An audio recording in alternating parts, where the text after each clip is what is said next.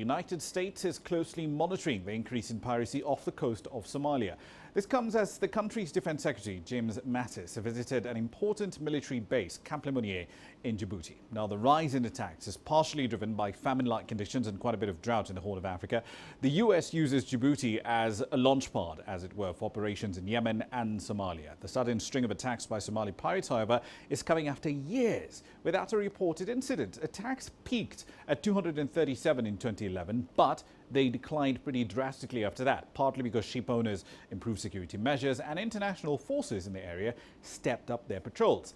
This month, though, we're seeing a new spate of attacks. 2 ships have been captured. A third one was actually rescued by Indian and Chinese naval forces. Abdulaziz Billah joins us now live from Mogadishu with more data on this story. Abdulaziz, so far this year, 2 ships have been seized. A third one was saved by Chinese and Indian naval forces. How many other attacks have occurred that we don't know about?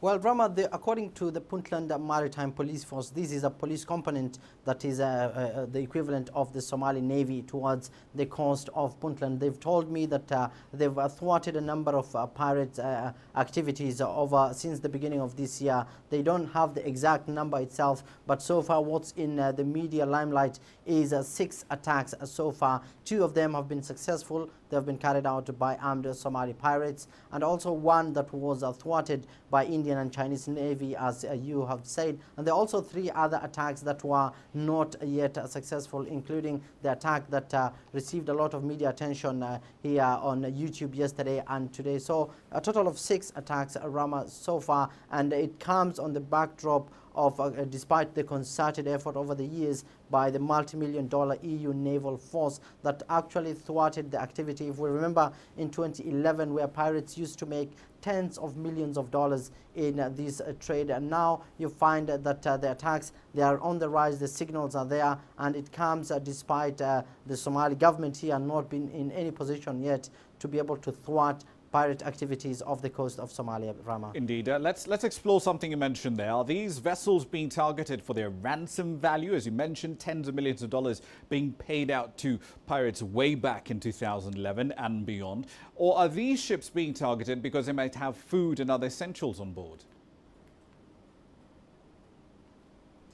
Well, Rama, if we look back in 2011 and the other years when they used to make tens of millions of dollars, the ships that they used to hijack were not of the same much that they're hijacking right now. They used to hijack big ships, and including a ship that used to be known as MV Finer, where they made more than $10 million in terms of ransom alone. So right now they're targeting ships that are carrying fuel, like we witnessed the other day, the ship that was coming from Djibouti. It was headed here to Mogadishu, and it was only carrying fuel, and also the other one that was carrying food stuff. So we don't know yet if the food belonged to the UN food program, WFP, or it was for local businessmen here. But definitely the signals are quite clear that piracy is once again a major threat here in Somalia. And the pirates argue, or the argument is that they are on the sea, they are hijacking all these ships because of 2 reasons. One of that is they're saying that they are dumping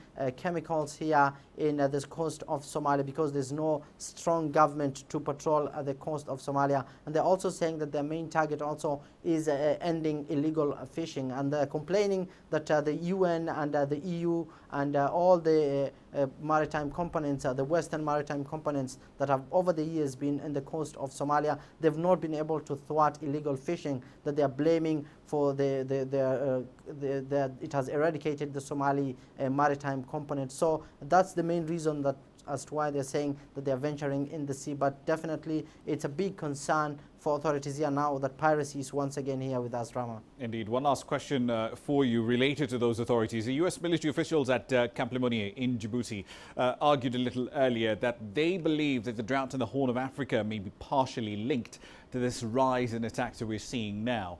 Is that an assessment that the Somali federal government agrees with? Well, Rama, there's been no official comment on from the Somali government side on whether the drought and the famine-like situation being experienced here is in any way related to the rise in the pirates' activities here in Somalia. We understand that pirates used to make millions of dollars, but that's no longer the case. There's the Puntland Maritime Police Force there. They are putting up a spirited fight, and they liberated one ship that carried oil back here to Mogadishu that was hijacked by armed Somali pirates. So what authorities here are saying is that there is no local solution to this crisis. They are saying that the only way to better patrol the coast of Somalia and end the piracy scourge is with a strong Somali navy, one that is better equipped, well trained, because the forces there right now, there in the Puntland region, are already overstretched and they cannot be able to thwart the pirates' activities there in Somalia. But the authorities here are saying that unemployment is the main concern of piracy. They are saying that they are going to create programs for the youth. The new government is saying that it's going to come up with the economic plan, and although it hasn't yet elaborated on that, but it's going to give the youth a chance to get employment here in the country. That's one of the reasons the government is saying that most of the young people are venturing into the high seas, and they are their early 20s and in their early 30s. So it's a big challenge for authorities itself, Rama. Indeed. We'll leave it there for the time being. Thank you for the update. That's Abdulaziz Bill, of course, live in Mogadishu.